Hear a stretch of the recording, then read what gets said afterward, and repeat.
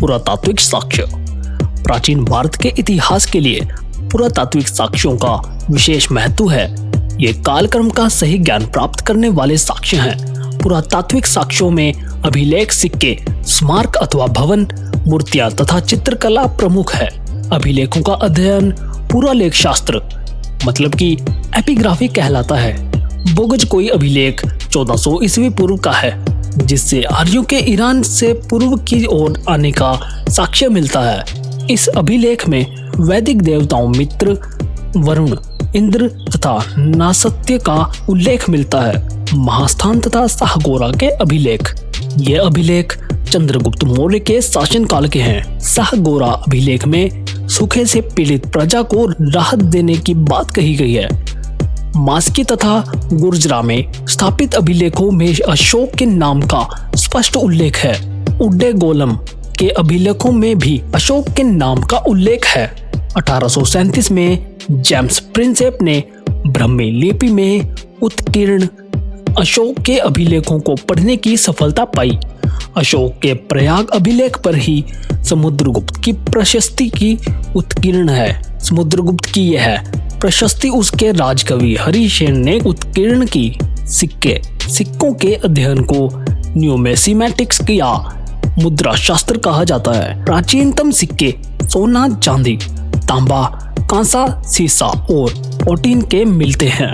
पकाई मिट्टी के बने सिक्कों के सांचे ईसा की आरंभिक 3 सदियों के हैं। इनमें से अधिकांश सांचे कुषाण काल के हैं। प्राचीन भारतीय सिक्कों पर अनेक चिन्ह उत्कीर्ण हैं। इन्हें पंचमार्क या आहत सिक्के भी कहा जाता है।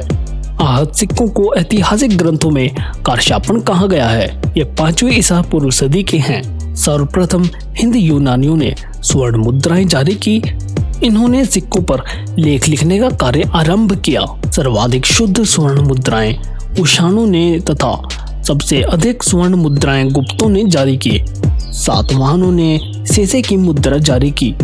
समुद्रगुप्त के एक सिक्के में उसे वीणा बजाते हुए दर्शाया गया है। कुछ गुप्तकालीन सिक्कों पर अश्वमेघ पराक्रम शब्द उत्कीर्ण है। चंद्रगुप्त द्वितीय ने शकों पर जीत के उपलक्ष्य में चांदी के सिक्के चलाए। चांदी के सिक्के प्रायः पश्चिमी भारत में प्रचलित थे। स्मारक अथवा भवन, स्तूप की पहली चर्चा ऋग्वेद में मिलती है। बौद्ध विहार तथा स्तूपों का निर्माण 4वीं-5वीं शताब्दी ईसा पूर्व के बाद ही हुआ था। मंदिर निर्माण की नगर, वेसर तथा द्रविड़ शैलियां प्रचलित थी। मंदिरों का निर्माण गुप्त काल से आरंभ हो चुका था।